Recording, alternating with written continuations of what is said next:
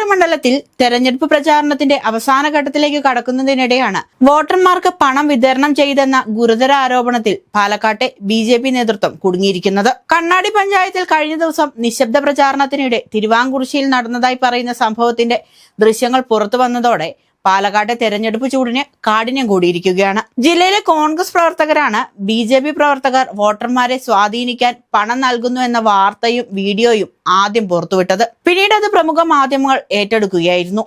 ദൃശ്യങ്ങളിൽ ഒരു വൃദ്ധയായ സ്ത്രീക്ക് മറ്റൊരു സ്ത്രീ വന്ന കയ്യിൽ എന്തോ കൊടുക്കുന്നത് വ്യക്തമാണ്.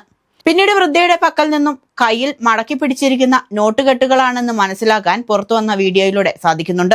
ഈ ദൃശ്യങ്ങൾ വന്നതോടെയാണ് ബിജെപി പ്രവർത്തകർ കൈമാറുന്നു എന്ന ആരോപണം ശക്തമായത്. സംഭവ ദിവസം ഒരു മരണ വീട്ടിൽ സന്ദർശനം നടത്താൻ എത്തിയ NDA സ്ഥാനാർത്ഥി ശോഭാ സുരേന്ദ്രനും സംഘവും അടുത്ത വീട്ടിലെത്തി വയോധികയോട് കുറച്ചുനേരം സംസാരിച്ച ശേഷം അവരുടെ കയ്യിലേക്ക് മറ്റൊരു സ്ത്രീ പണം നൽകുന്ന രംഗങ്ങളാണ് കോൺഗ്രസ് പ്രവർത്തകർ ചിത്രീകരിച്ച് പുറത്തുവിട്ടിരിക്കുന്നത്. ഈ ദൃശ്യങ്ങളാണ് ഇപ്പോൾ സോഷ്യൽ മീഡിയയിലും രാഷ്ട്രീയ വേദിയിലും വ്യാപകമായി പ്രചരിക്കുന്നത്. ദൃശ്യങ്ങൾ പകർത്തുന്നത് ശ്രദ്ധയിൽപ്പെട്ടതോടെ ശോഭാ സുരേന്ദ്രൻ കോൺഗ്രസ് പ്രവർത്തകരോട് തട്ടിക്കയറുന്നതായും ബന്ധപ്പെട്ട ദൃശ്യങ്ങൾ പുറത്തു വന്നിട്ടുണ്ട്. പാലക്കാട്ടെ സ്ഥാനാർത്ഥിയും മുതിർന്ന BJP പ്രവർത്തകയുമായ ശോഭാ സുരേന്ദ്രന്റെ പെരുമാറ്റം സംഭവത്തെ കൂടുതൽ വിവാദമാക്കി മാറ്റിയെന്ന കാര്യത്തിൽ സംശയമില്ല. തെരഞ്ഞെടുപ്പ് ചട്ടങ്ങൾ ലംഘിച്ച് വോട്ടർമാരെ സ്വാധീനിക്കാൻ പണം വിതരണം ചെയ്തു എന്നാരോപിച്ച് കോൺഗ്രസ് നേതാക്കൾ ശക്തമായ പ്രതിഷേധവുമായി രംഗത്തെത്തുകയും ചെയ്തു. സംഭവത്തിൽ തെരഞ്ഞെടുപ്പ് കമ്മീഷൻ ഇടപെടണമെന്നും അന്വേഷണം നടത്തി നടപടി സ്വീകരിക്കണമെന്നും ആവശ്യപ്പെട്ടായിരുന്നു പാലക്കാട്ടെ പ്രതിഷേധമത്രയും. അതേസമയം BJP പറയുന്നത് കോൺഗ്രസ് പ്രത്യേകം തയ്യാറാക്കിയ തിരക്കഥയാണ് നടന്നതെന്നും തന്നെ വേട്ടയാടാനുള്ള ശ്രമമാണ് നടക്കുന്നതെന്നുമാണ്. ശോഭാ സുരേന്ദ്രൻ മാധ്യമങ്ങൾക്ക് മുൻപിൽ എത്തുകയും തനിക്ക് പറയാനുള്ളത് അവരോട് വെളിപ്പെടുത്തുകയും ചെയ്തു. കണ്ണാടിയിലെത്തിയത് ക്യാൻസർ രോഗിയെ കാണാനാണെന്നാണ് ശോഭയുടെ വിശദീകരണം. പോകുന്ന വഴിയിൽ പിന്തുടർന്നെത്തിയ യുവാവ് ആംഗ്യഭാഷയിൽ മോശമായി പെരുമാറി. അതിന്റെ പ്രതികരണമാണ് മറ്റൊന്നായി വളച്ചൊടിച്ചതെന്നും ശോഭ മാധ്യമങ്ങൾ മുന്നിൽ പറഞ്ഞു.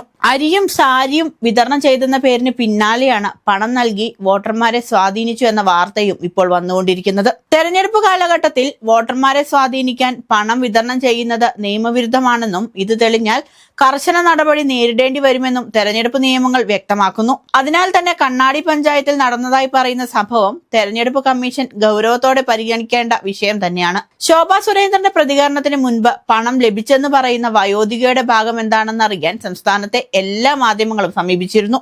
അതിൽ അവർ പറയുന്നത് തനിക്ക് ആരും പണം തന്നിട്ടില്ലെന്നും കയ്യിലുള്ളത് പെൻഷൻ തുകയാണെന്നുമാണ്.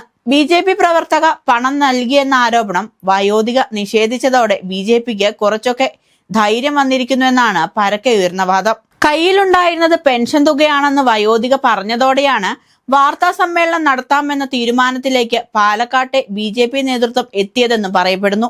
കണ്ണാടി പഞ്ചായത്തിലെ തിരുവങ്കുറിശ്ശി സ്വദേശി ദേവു എന്ന വയോധികയ്ക്കാണ് BJP പ്രവർത്തകർ പണം നൽകിയതായി ആരോപിക്കുന്നത്. ഈ സംഭവത്തോടെ പാലക്കാട് മണ്ഡലത്തിലെ രാഷ്ട്രീയ പോരാട്ടം കൂടുതൽ കടുപ്പത്തിലേക്ക് നീങ്ങുകയാണ്. പണം കൊടുത്താണ് BJP വോട്ടർമാരെ സ്വാധീനിക്കുന്നതെന്ന ആരോപണം BJPക്ക് കരിനിഴൽ വീഴ്ത്താൻ സാധ്യതയുണ്ടോ? അതിന്ന് പോളിംഗ് ബൂത്തിലെത്തുന്ന വോട്ടർമാരെ ഒരിക്കൽ കൂടി ചിന്തിക്കാൻ സാധ്യതയുണ്ടോ എന്നൊക്കെയാണ് ഇനി അറിയേണ്ടത്.